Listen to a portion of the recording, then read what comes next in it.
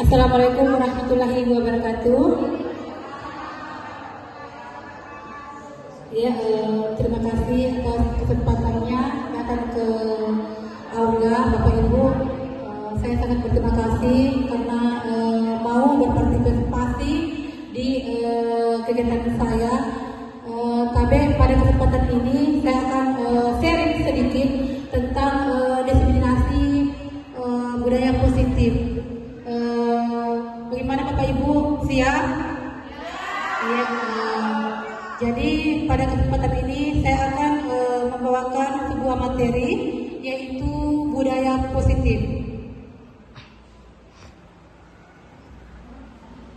Ya, yang pertama, koneksi antar materi dengan budaya positif.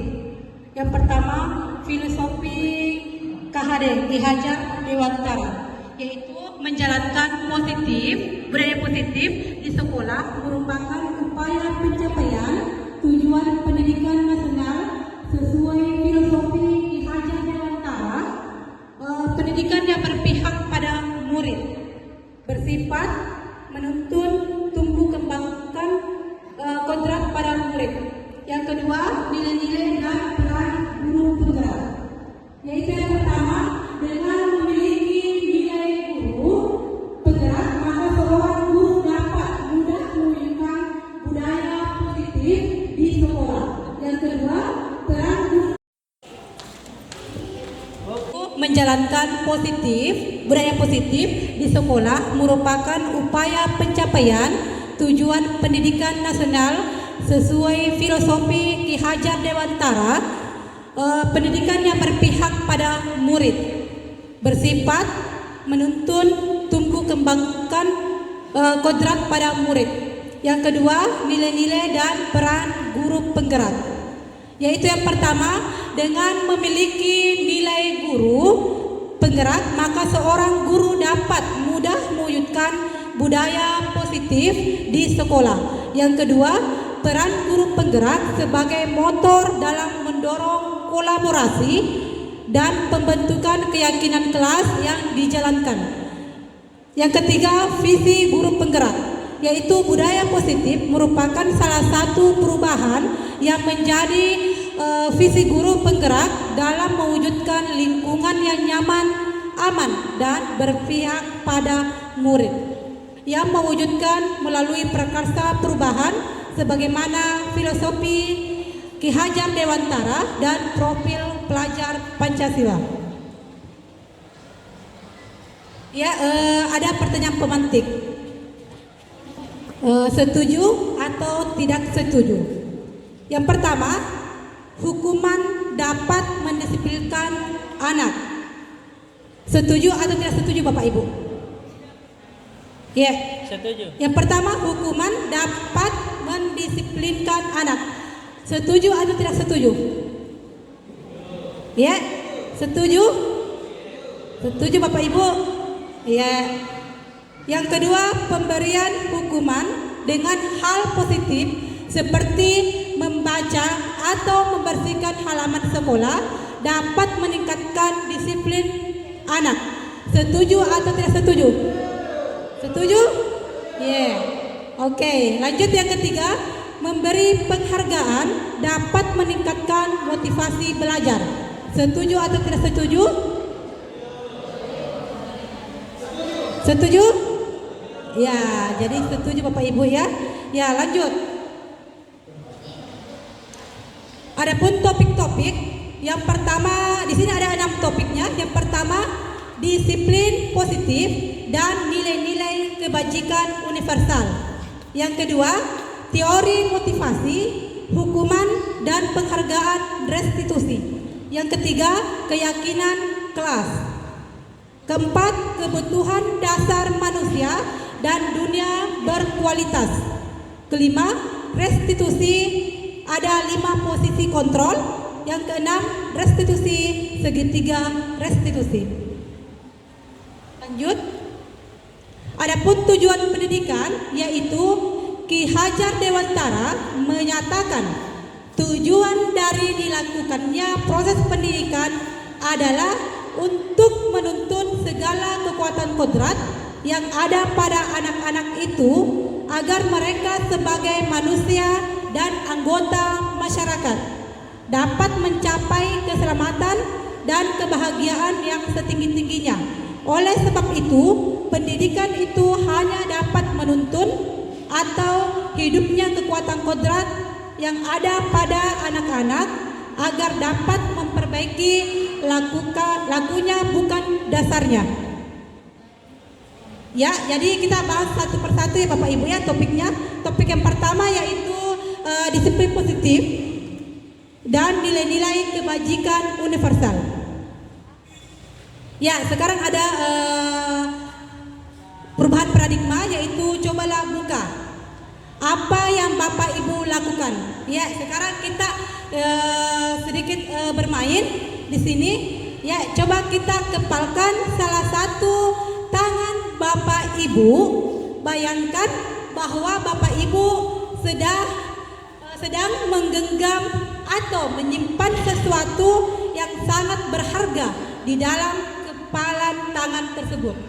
Bapak atau Ibu perlu menjaga benda tersebut sekuat tenaga karena begitu pentingnya untuk kehidupan Bapak Ibu. Bayangkan Bapak Ibu, ada seorang yang mencoba dengan segala cara untuk membuka kepalan tangan Bapak Ibu, membujuk, menghardik, mengintimidasi, memarahi, menggoda, menggelitik, bahkan menawari Bapak Ibu uang agar Bapak Ibu bersedia membuka kepalan tangan Ibu. Ya. Jadi kita bayangkan coba Bapak Ibu. Lanjut. Yaitu ya selanjutnya miskonsepsi tentang teori kontrol. Yang pertama, ilusi guru mengontrol murid. Yang kedua, ilusi bahwa semua penguatan positif, efektif dan bermanfaat. Yang ketiga, ilusi bahwa kritik dan membuat orang merasa bersalah dapat menguatkan karakter. Yang keempat, ilusi bahwa orang dewasa memiliki hak untuk memaksa. Jadi yang pertama itu ilusi guru mengontrol murid. Pada dasarnya kita tidak dapat memaksa murid untuk berbuat sesuatu jika murid tersebut memilih untuk tidak melakukannya. Yang kedua yaitu ilusi bahwa semua penguatan positif, efektif dan bermanfaat. Jadi segala usaha untuk mempengaruhi murid agar mengulangi suatu perilaku tertentu adalah suatu usaha untuk mengontrol tersebut dan dalam jangka waktu tertentu. Yang ketiga yaitu menggunakan kritik dan rasa bersalah untuk mengontrol murid menuju pada identitas gagal. Yang selanjutnya, banyak orang dewasa yang percaya bahwa mereka memiliki tanggung jawab untuk membuat murid-murid berbuat hal yang tertentu. Ya, selanjutnya bagaimana seseorang bisa berubah dari paradigma stimulus respon pendekatan teori kontrol. Jadi di sini kita membahas bagaimana seseorang bisa berubah dari paradigma stimulus respon kepada pendekatan teori kontrol. Yaitu bila kita ingin membuat kemajuan, perlahan sedikit demi sedikit ubahlah sikap atau perilaku Anda. Namun bila kita ingin memperbaiki cara-cara utama kita, maka kita perlu mengubah kerangka acuan kita. Ubahlah bagaimana Anda melihat dunia, bagaimana Anda berpikir tentang manusia. Ubahlah paradigma Anda, skema pemahaman dan penjelasan tertentu tentang realitas. Jadi lanjut, di sini ada stimulus respon, teori kontrol atau teori pilihan. Siapa sesungguhnya yang memiliki kontrol? Ya, di sini yang pertama ada dua kolom. Yang pertama, kolom pertama stimulus respon, yang kedua teori kontrol atau pilihan. Stimulus respon yang pertama, kita mencoba mengubah orang agar berpandangan sama dengan kita. Yang kedua, berperilaku buruk dilihat sebagai suatu kesalahan. Jadi yang ketiga, orang lain bisa mengontrol saya. Saya bisa mengontrol orang lain. Pemaksaan ada pada saat bujukan gagal. Model berpikir menang atau kalah. Selanjutnya, teori kontrol atau pilihan. Kita berusaha memahami pandangan orang lain tentang dunia. Semua perilaku memiliki tujuan. Ketiga, hanya Anda yang bisa mengontrol diri Anda. Anda tidak bisa mengontrol orang lain. Kolaborasi dan konsensus menciptakan pilihan-pilihan baru. Model berpikir menang-menang. Ya, lanjut, di sini ada makna kata disiplin. Jadi disiplin itu berasal dari bahasa Latin, yaitu disciplina, yang artinya belajar. Kata disiplina juga berasal dari akar kata sama dengan disciple atau murid atau pengikut. Untuk menjadi seorang murid atau pengikut, sehingga motivasi terbangun dalam motivasi intrinsik bukan ekstrinsik. Makna asal dari kata ini berkonotasi dengan disiplin dari murid-murid Socrates dan Plato. Yang terakhir, disiplin diri membuat orang menggali potensinya menuju sebuah tujuan, sesuatu yang dihargai dan bermakna. Namun dalam budaya kita, makna kata disiplin dimaknai menjadi sesuatu yang dilakukan seseorang pada orang lain untuk mendapatkan kepatuhan. Jadi kita cenderung menghubungkan kata disiplin dengan ketidaknyamanan, Bapak Ibu. Jadi bukan tentang apa yang kita hargai ataupun pencapaian suatu tujuan yang mulia. Ya, lanjut. Ya, selanjutnya kita melangkah ke nilai-nilai kebajikan universal. Jadi setiap perbuatan memiliki tujuan. Yang kedua, beberapa institusi atau organisasi pendidikan telah memiliki nilai-nilai kebajikan yang diyakini sepakat bersama, antara lain, yang pertama, profil pelajar Pancasila. Yang kedua, IBO, Primary Years Program atau PYP. Ketiga, 9 pilar karakter Indonesia. Keempat, petunjuk seumur hidup dan keterampilan hidup. Kelima, The Seven Essential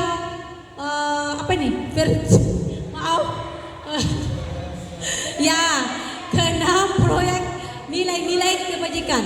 Jadi di sini nilai-nilai kebajikan yang diinginkan untuk dicapai oleh seorang anak Indonesia adalah sebagaimana yang termasuk dalam dimensi profil pelajar Pancasila, yaitu yang pertama, Bapak Ibu, yang sering kita dengar, yaitu yang pertama apa, Bapak Ibu? Profil pelajar Pancasila yang pertama apa? Beriman dan bertakwa. Iya. Jadi itu yang profil pelajar Pancasila, Bapak Ibu. Yang kedua apa? Iya, yang kedua mandiri. Jadi yang ketiga bernalar kritis. Keempat, berkebinekaan global. Kelima, keenam, iya, kreatif. Ada lagunya itu, Bapak Ibu. Siapa yang bisa? Ada lagunya itu. Siapa yang biasa terapkan di kelas? Ya, coba. Ya, silakan. Ada itu lagunya, Bu Rahmaniar bisa? Biar nih. Hamba bisa nyepedin. Iya, ada lagu Pak Rudi bisa? itu beriman dan bertakwa pada Tuhan Yang Esa. Iya. Kebinekaan global, gotong royong mandiri, kreatif dan bernalar kritis. Iya. Lanjut. Jadi yang kedua, topik kedua yaitu teori motivasi, hukuman dan penghargaan restitusi. Yang pertama, teori motivasi perilaku manusia, yaitu satu, untuk menghindari ketidaknyamanan atau hukuman. Apa yang akan terjadi apabila saya tidak melakukannya? Jadi itu motivasi eksternal. Yang kedua, untuk mendapatkan imbalan atau penghargaan dari orang lain. Apa yang akan saya dapatkan apabila saya melakukannya? Yang ketiga, untuk menjadi orang yang mereka inginkan dan menghargai diri sendiri dengan nilai-nilai mereka percaya. Saya akan menjadi orang seperti apa yang bisa saya melakukannya. Jadi di sini ada pertanyaan, apa yang akan terjadi apabila saya tidak melakukannya? Jadi untuk menghindari ketidaknyamanan atau hukuman, itu masuk motivasi eksternal. Jadi selanjutnya yang ketiga, untuk menjadi orang yang mereka inginkan dan menghargai diri sendiri dengan nilai-nilai yang mereka percaya. Jadi itu masuk motivasi internal, tujuan disiplin positif. Ya, selanjutnya dihukum oleh penghargaan. Bahwa penghargaan berlaku sama dengan hukuman dalam artian bahwa meminta atau membujuk seseorang melakukan sesuatu untuk memenuhi suatu tujuan tertentu dari orang yang meminta atau yang membujuk. Dorongannya eksternal dan akan ada faktor ketergantungan. Beberapa dampak dari pemberian penghargaan. Jadi yang pertama itu ada 8 poin. Yang pertama, pengaruh jangka pendek dan jangka panjang. Yang kedua penghargaan tidak efektif. Yang ketiga, penghargaan merusak hubungan. Yang keempat, penghargaan mengurangi ketepatan. Kelima, penghargaan menurunkan kualitas. Keenam, penghargaan mematikan kreativitas. Ketujuh, penghargaan menghukum. Kedelapan, penghargaan mengurangi motivasi dalam diri atau intrinsik.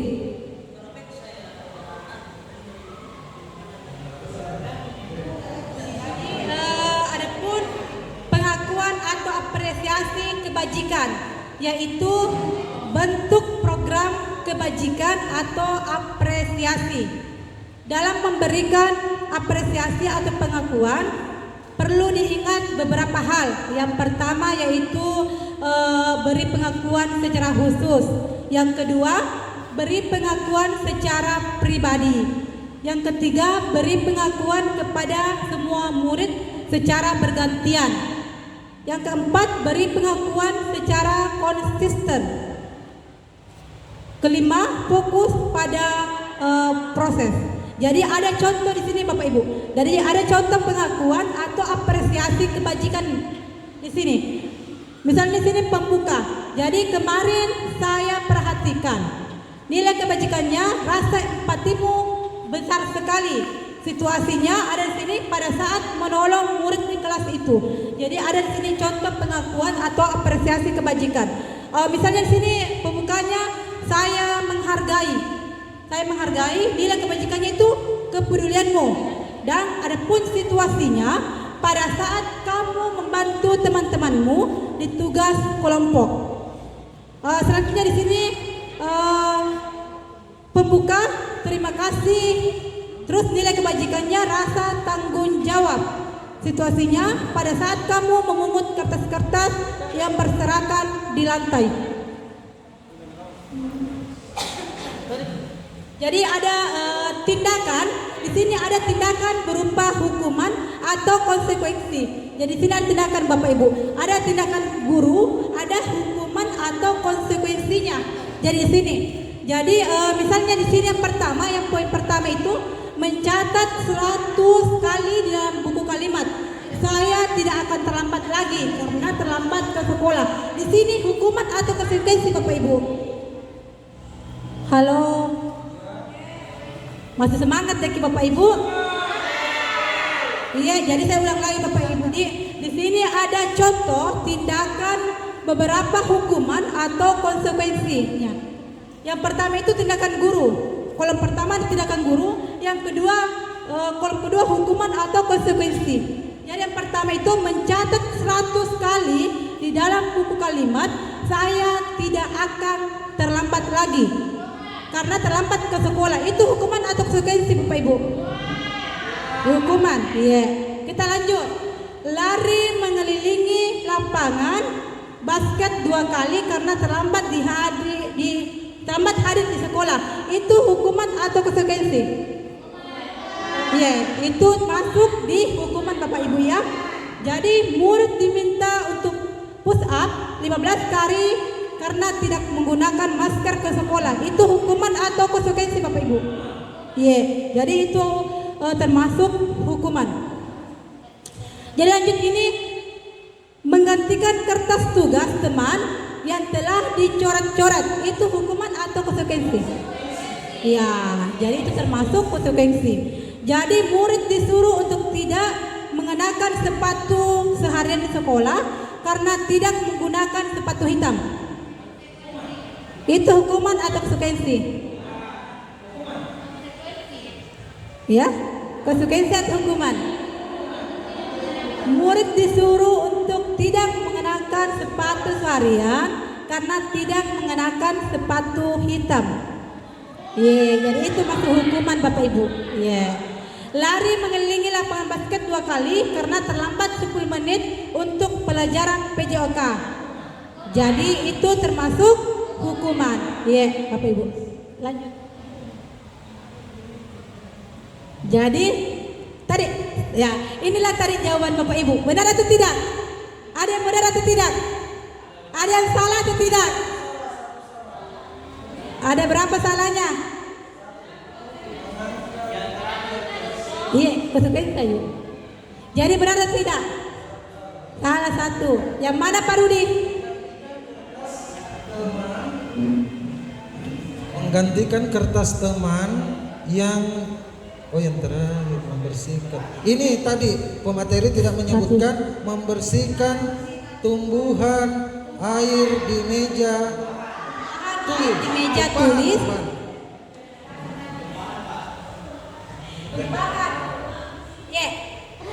Lanjut lagi. Jadi itu saja tadi yang tidak ini, dan yang terakhir.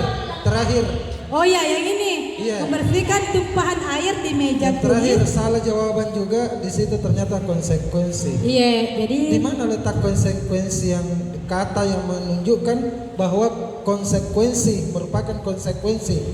Yang mana Pak Rudi? Ini yang terakhir. Jadi lari hukuman.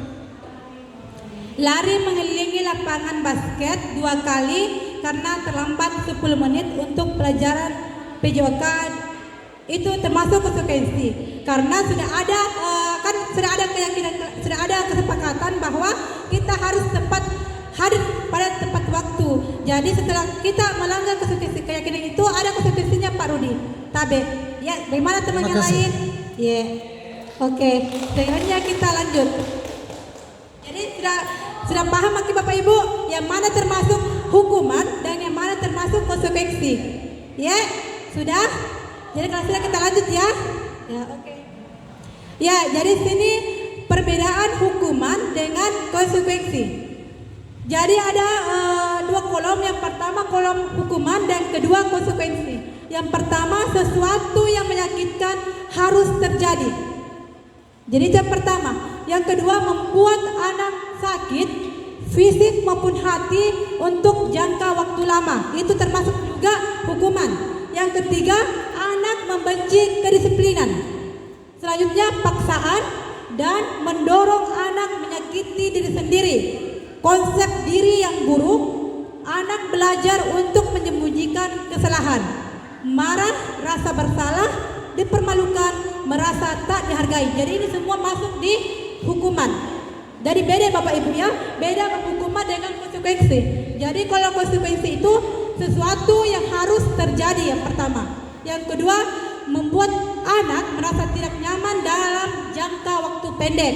Yang ketiga, anak menghargai disiplin.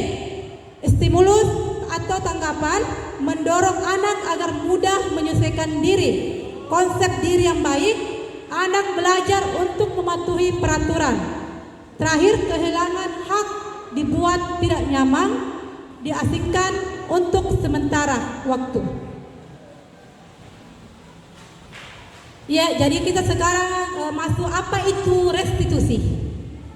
Jadi restitusi adalah proses menciptakan kondisi bagi murid yang untuk memperbaiki kesalahan mereka sehingga mereka bisa kembali pada kelompok mereka dengan karakter yang lebih kuat.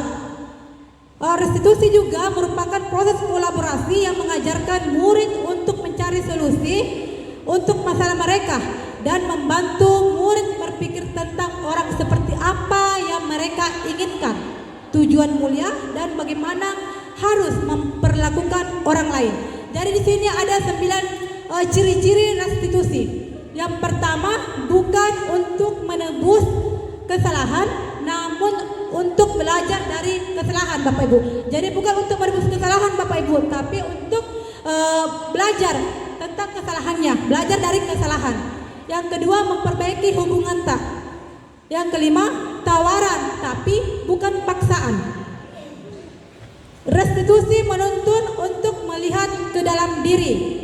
Restitusi mencari kebutuhan dasar yang mendasari tindakan. Restitusi diri adalah cara yang paling baik. Restitusi fokus pada karakter, bukan tindakan. Restitusi fokus pada solusi. Restitusi mengembalikan murid yang berbuat salah pada kelompoknya. Ya, jadi di sini ada identitas gagal menuju identitas sukses. Jadi ada di sini identitas gagal yaitu hukuman. Jadi ada beberapa di sini hukuman. Salah satunya sesuatu yang menyakitkan harus terjadi. Yang kedua, korban yang tidak mendapatkan keadilan. Jadi di sini ada juga identitas sukses yaitu disiplin. Ada 2 kolom, yang pertama konsekuensi atau restitusi. Jadi salah satu yang konsekuensinya saya bacakan yaitu tidak nyaman untuk murid dan untuk jangka waktu pendek. Korban bisa diabaikan. Selanjutnya restitusi yaitu restitusi merupakan pilihan. Yang kedua, menguatkan untuk murid atau anak dalam jangka waktu panjang. Ya, jadi lanjut. Ya, jadi sekarang kita masuk topik ketiga yaitu keyakinan kelas. Jadi ini sangat penting Bapak Ibu, keyakinan kelas kita juga sangat penting. Selanjutnya, mengapa kita memiliki peraturan-peraturan? Mengapa tidak peraturan saja? Mengapa harus keyakinan kelas? Bapak Ibu, jadi mengapa tidak peraturan saja? Mengapa harus keyakinan kelas? Jadi di sini mengapa kita memiliki peraturan-peraturan?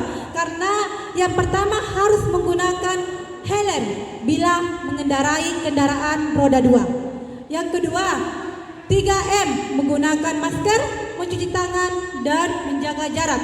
Yang ketiga, harus datang tepat waktu pada saat mengikuti pelatihan.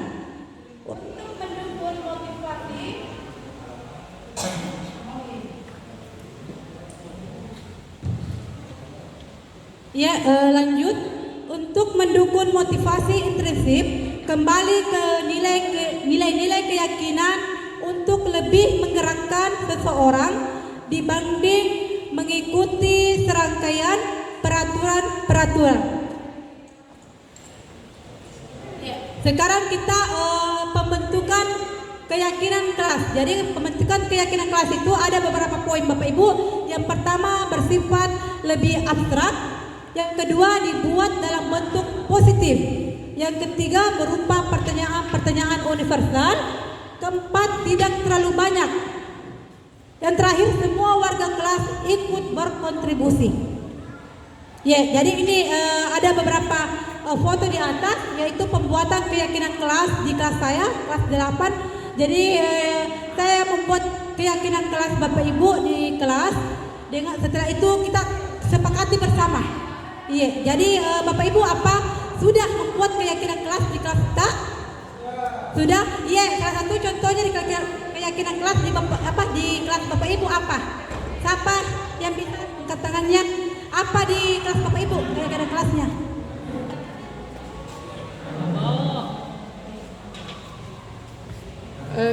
Keyakinan kelas pada kelas saya yaitu datang tepat waktu.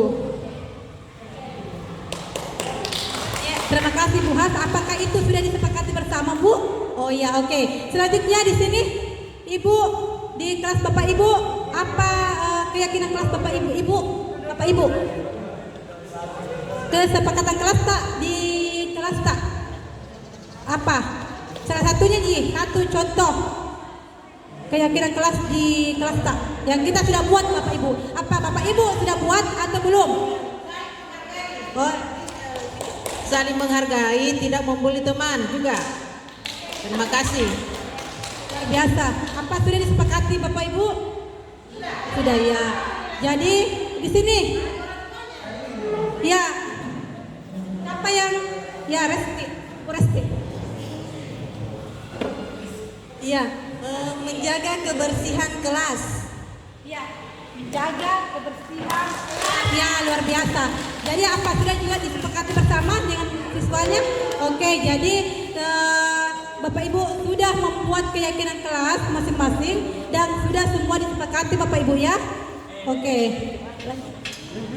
Jadi di sini ada budaya positif, ada lingkungan positif, ada keyakinan kelas dan peraturan kelas. Yang mana merupakan keyakinan kelas. Mengapa? Jadi sini ada Bapak Ibu, ada kesempatan kelas. Jadi datang tepat waktu, mengucapkan salam, menjaga kebersihan sekolah, berdoa sebelum dan sesudah kegiatan, aktif. Yang terakhir ya, jadi tertib. Ya, selanjutnya kesepakatan. Jadi sini ada juga kesepakatan kelas, yaitu kami guru dan murid saling menyayangi. Yang kedua, kami murid yang semangat belajar. Yang ketiga, kami murid yang peduli dengan teman-teman. Jadi ada peraturan dan keyakinan kelas. Jadi di sini ada lagi dua kolom Bapak Ibu, ada peraturan dan ada keyakinan kelas. Yang pertama peraturan, selalu kembalikan buku ke tempatnya. Jadi ini masuk keyakinan kelas apa Bapak Ibu? Di sini peraturannya selalu kembalikan buku ke tempatnya. Jadi keyakinan kelasnya masuk di tanggung jawab Bapak Ibu. Semangat ya Ki.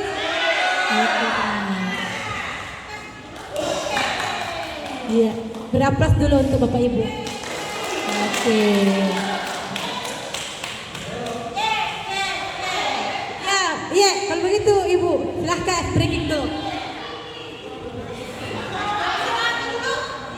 Ya, satu, dua, mulai. Tepuk semangat. Nah,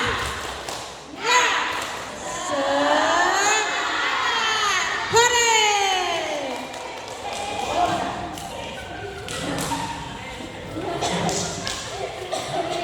Ya, jadi bagaimana Bapak Ibu lanjut?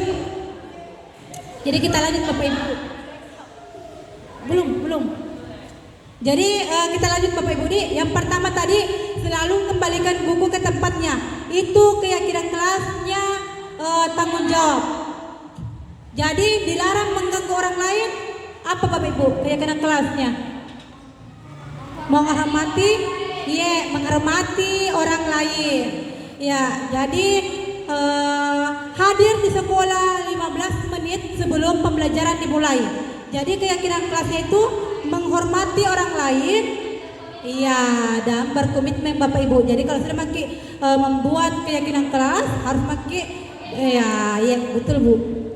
Ya, Bapak Ibu. Jadi dilarang menggunakan narkoba, masuk keyakinan kelas kesehatan.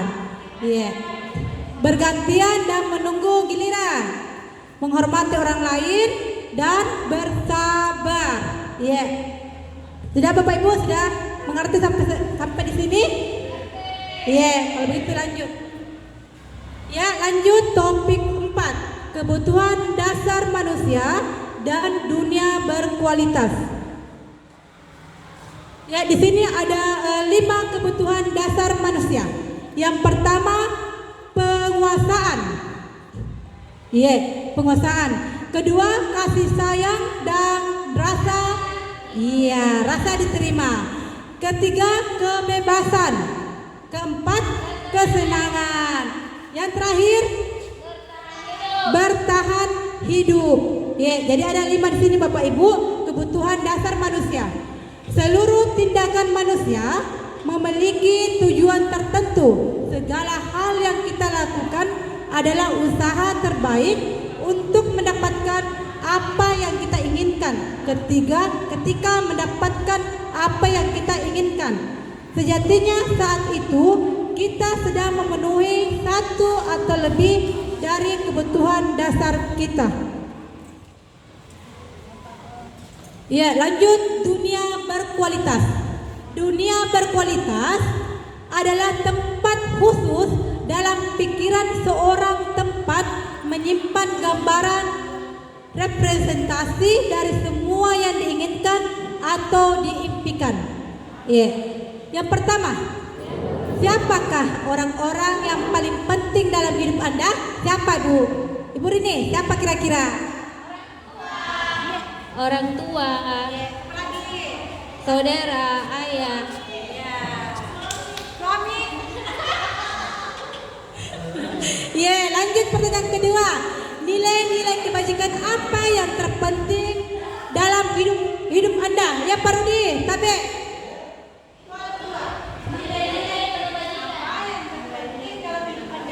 Nilai-nilai kebajikan isi apa yang terpenting dalam hidup Anda? 1, nilai yang harus kita tanamkan dalam diri kita, yaitu pertama, sabar. Kesabaran dalam menghadapi apapun itu, terutama dalam menghadapi siswa-siswa kita harus bersabar karena berbagai banyak karakter yang kita akan hadapi.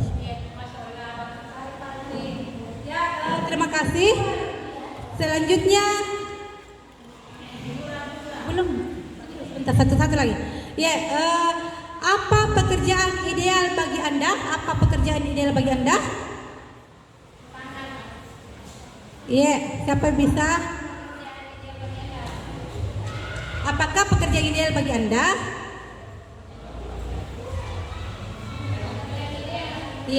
Siapa yang bisa? Mana Pak Rudi? Jadi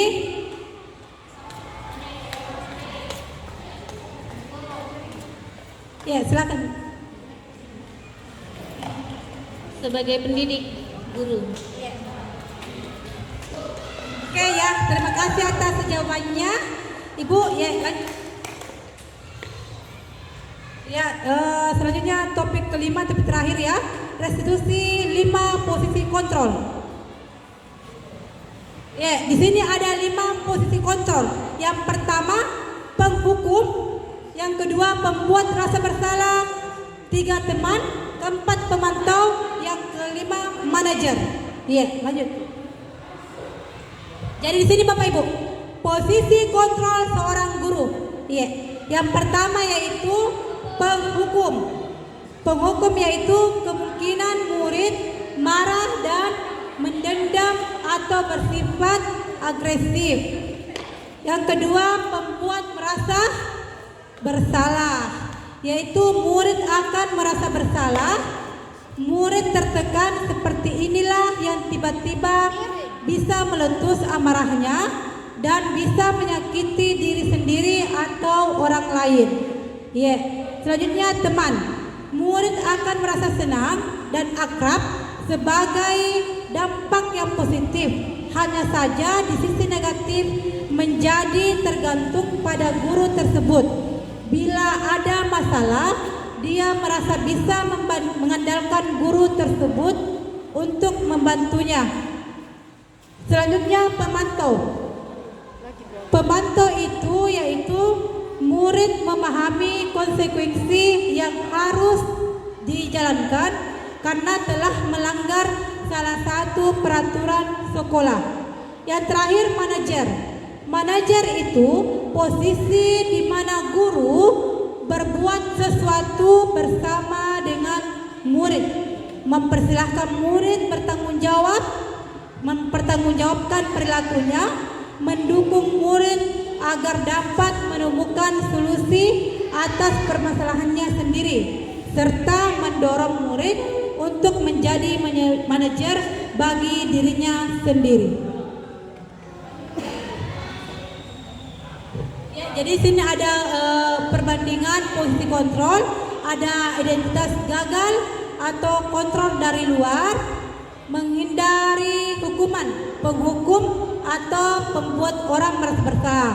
Yang kelima, identitas berhasil sukses, kontrol dari luar juga, mengharapkan imbalan dan ketergantungan pada orang lain, teman atau pemantau. Yang terakhir, identitas berhasil atau sukses, kontrol diri, yaitu manajer. Di sini ada pertanyaan-pertanyaan. Yang pertama, saya kecewa sekali dengan kamu. Siapa yang mengatakan? Pembuat orang yang bersalah. Pembuat orang merasa bersalah. Terus kamu tidak pernah benar melakukannya. Yang ketiga, ayolah lakukan demi ibu atau bapak. Apakah kamu mau mendapatkan stiker bintang hari ini? Bagaimana kamu bisa menyelesaikan masalah ini?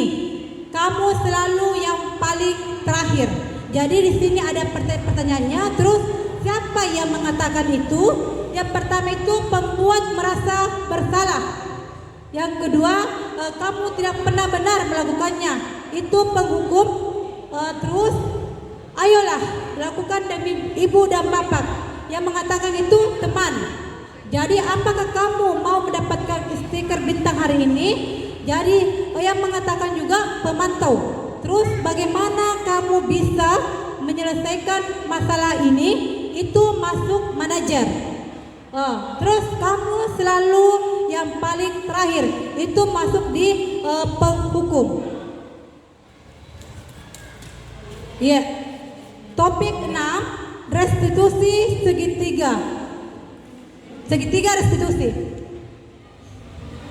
Segitiga restitusi adalah suatu proses dialog yang dijalankan oleh guru atau orang tua agar dapat menghasilkan murid yang mandiri dan bertanggung jawab. Jadi ada di sini ada validasi tindakan yang salah, menanyakan keyakinan kelas dan menstabilkan identitas.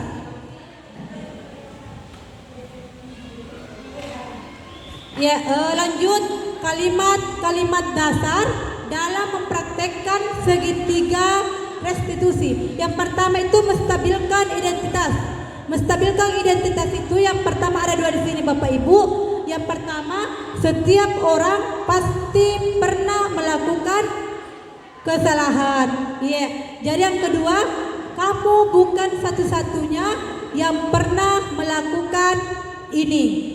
Yang ketiga, yang kolom kedua, validasi tindakan yang salah. Ada 2 poin juga, yaitu yang pertama, kamu tentu punya alasan mengapa melakukan itu. Yang kedua, adakah cara yang lebih efektif untuk mendapatkan apa yang kamu butuhkan? Kolom ketiga menanyakan keyakinan. Yang pertama di situ keyakinan kelas apakah yang telah kita sepakati. Yang kedua, kamu ingin menjadi orang yang seperti apa? Iya, lanjut, menstabilkan identitas. Untuk membuat anak yang merasa gagal karena berbuat salah menjadi positif terhadap dirinya. Begini, di sini ada guru berkata, berbuat salah itu hal yang manusiawi. Tidak ada manusia yang sempurna, Bapak Ibu. Bapak atau Ibu juga buat salah. Kita pasti bisa menyelesaikan permasalahan ini. Bapak Ibu tidak tertarik untuk mencari tahu siapa yang benar dan siapa yang salah. Bapak Ibu lebih tertarik untuk menyelesaikan masalah. Kalau kamu menyalahkan dirimu sendiri terus menerus, apakah bersikap baik pada dirimu sendiri? Ya. Jadi di sini Bapak Ibu ada ada kalimat, yaitu guru berkata berbuat salah itu hal yang manusiawi. Jadi tidak ada manusia yang sempurna. Bapak Ibu juga buat salah. Kita pasti bisa menyelesaikan permasalahan ini. Bapak atau Ibu tidak tertarik untuk mencari tahu siapa yang benar, siapa yang salah. Bapak Ibu lebih tertarik untuk menyelesaikan masalah. Kalau kamu menyalahkan dirimu sendiri terus menerus, apakah bersikap baik pada dirimu sendiri? Menurut Bapak Ibu? Tidak. Jadi kita tidak bisa terus menerus Bapak Ibu menyalahkan diri sendiri. Lanjut, masih bisa lanjut? Lanjut. Sekarang validasi kebutuhan. Validasi kebutuhan itu membantu murid mengenali basic need atau kebutuhan dasar yang ingin dipenuhinya ketika melakukan kesalahan itu. Pada dasarnya, setiap tindakan manusia tujuannya adalah memenuhi basic needs, apakah itu power, freedom, love, and belonging, fun, atau survival. Guru berkata, kamu bisa saja kan melakukan hal yang lebih buruk, tapi kamu tidak melakukannya. Kedua, kamu pasti punya alasan mengapa melakukannya. Ketiga, apa yang penting bagi kamu. Keempat, kamu boleh tetap berusaha menjaga sikap itu, tapi tambahkan sikap lain yang baru.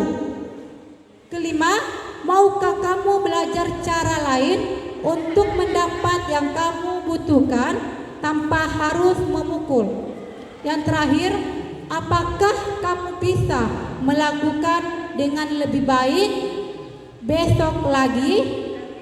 Jadi di sini ada pertanyaan Bapak Ibu, kamu bisa saja kan melakukan hal yang lebih buruk tapi kamu tidak melakukannya? Itu validasi kebutuhan.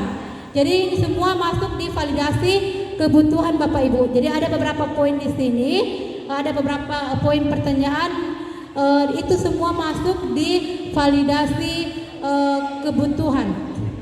Jadi selanjutnya, jadi sini ada menanyakan keyakinan. Di sini ada menanyakan keyakinan, yaitu anak melihat kesalahannya dihubungkan dengan nama sosial dan nilai-nilai mendasari manusia berinteraksi dengan orang lain. Di sini ada guru berkata, apa nilai yang kita percaya di kelas atau sekolah kita?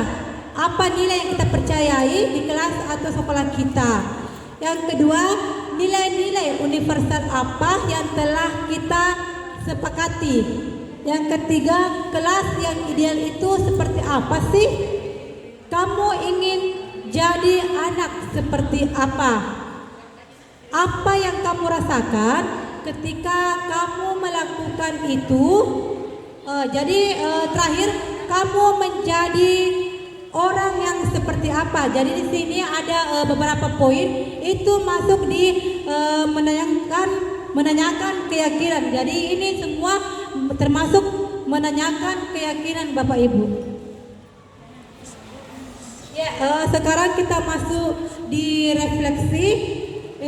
Yang pertama, hal baru apa yang mengubah paradigma Anda dari yang telah Anda dapatkan pada sharing ini? Jadi sampai bisa menjawab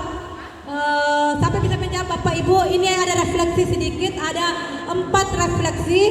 Ada 4 refleksi dari hasil materi hari ini. Jadi yang pertama itu hal baru apa yang mengubah paradigma Anda dan telah Anda dapatkan pada hari ini. Ya, siapa yang bisa menjawab? Mana Ibu? Ya, bisa Ibu Indah?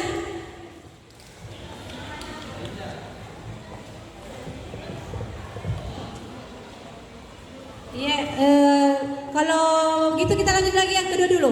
Perasaan apa yang muncul selama mengikuti sesi ini, khususnya mengenai makna disiplin dan motivasi intrinsik internal? Ya, silakan Pak Rudi. Jadi selama saya mengikuti pertemuan ini atau refleksi ini, yaitu makna yang pertama yang bisa kita petik dari kedisiplinan, ya, peran dari kedisiplinan itu bermakna dalam kategori bahwa itu kita diajar untuk belajar, ya, bermakna belajar di dalamnya. Dan tujuan kita agar motivasi intrinsik muncul dalam diri murid-murid kita. Maksudnya adalah, kata kasarnya, bahwa siswa akan bisa menggali dan mengetahui di mana letak kesalahan saya untuk memperbaiki diri lebih baik. Ya, luar biasa Pak Rudi, terima kasih. Selanjutnya kita kembali ke poin yang pertama. Siapa yang bisa refleksikan hal baru apa yang mengubah paradigma Anda dari yang telah Anda dapatkan pada sharing ini? Ya, siapa? Ya, Ibu Indah, ya, silahkan. Ya, terima kasih atas kesempatannya. Ya. Hal baru apa yang mengubah paradigma Anda dari yang telah Anda dapatkan pada sharing ini? Ya, yang saya dapatkan yaitu saya merasa ingin menjadi posisi manajer dan saya akan membuat keyakinan kelas yang memiliki nilai kebajikan, serta saya akan tahu konsekuensi yang menarik dan lebih baik daripada hukuman. Ya, terima kasih, luar biasa jawabannya. Beri aplaus dulu untuk Ibu Indah. Selanjutnya refleksi yang ketiga yaitu peran Among seperti apakah yang Anda telah lakukan selama mengikuti sharing ini? Siapa yang bisa? Ibu Nurwahida atau Ibu Waslinda bisa? Nurwahida?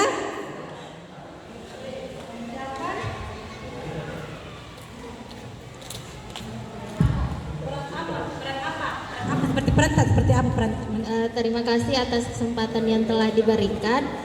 Peran yang telah saya lakukan selama mengikuti sharing ini yaitu sebagai guru dan teman yang belajar mengenai apa itu disiplin positif dan keyakinan kelas.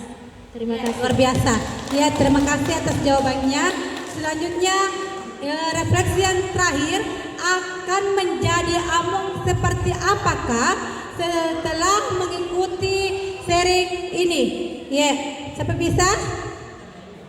sampai bisa merefleksikan akan menjadi among seperti apakah setelah mengikuti sharing ini. Ya, Ibu Haslinda bisa? Baik, terima kasih atas kesempatan Iya. yang diberikan kepada saya. Iya, berdiri. Setelah mengikuti sharing ini, saya ingin menjadi guru yang memiliki disiplin yang baik dan menumbuhkan karakter anak dalam sekolah. Terima kasih. Ya, terima kasih jawabannya luar biasa. Terima kasih. Berakhirnya oh ya, terima kasih. Salam guru penggerak. Ya, ternyata sudah habis materinya. Terima kasih atas partisipasi Bapak Ibu semua. Mohon maaf kalau ada kesalahan.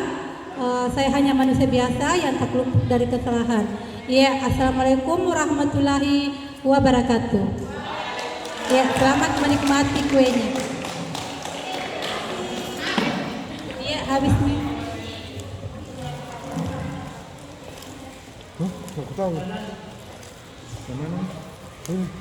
Ya, jadi sebelum kita belajar, kita harus membuat keyakinan kelas kita.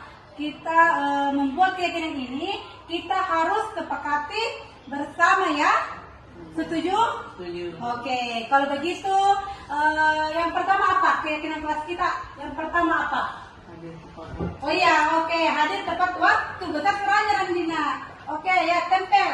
Hadir tepat waktu. Jadi kita harus hadir tepat waktu. Yang pertama. Oke, apa lagi yang kedua? Siapa yang kedua?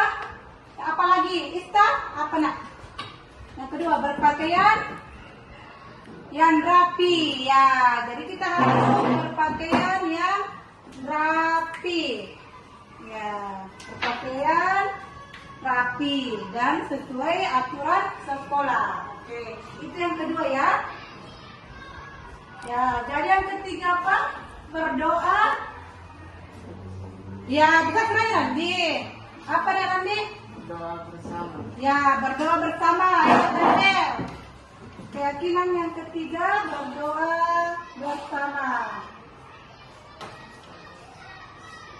Ya. Lanjut yang keempat apa? Apa keyakinan kelas kita? Yang keempat apa kira-kira? Ista, apa nak yang keempat? Yang keempat itu belajar dengan bersungguh-sungguh. Ya, jadi kita harus belajar bersungguh-sungguh. Ya. Jadi kita harus belajar bersungguh-sungguh. Pas besar perhatian awan minat. Ya, yang keempat apa? Istal, yang keempat apa Istal? Ini, apa ini? Belajar dengan bersungguh-sungguh. Yang kelima, apa ini nanti baca?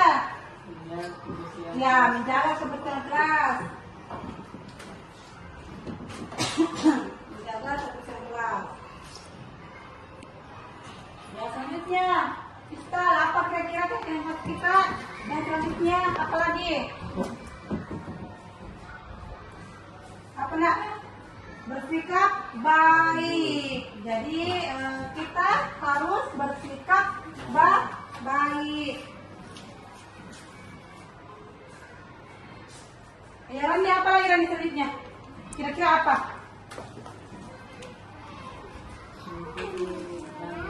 Pusat seranya. Apa nak? Mengikuti dan melakukan. Ya, ambil. Ditempel. Oke. Selanjutnya yang ke-8 apa Randi? Istal. Yang ke-8 apa? Jujur. Jujur ya? Bisa? Oke. Kalau bisa, tempel juga.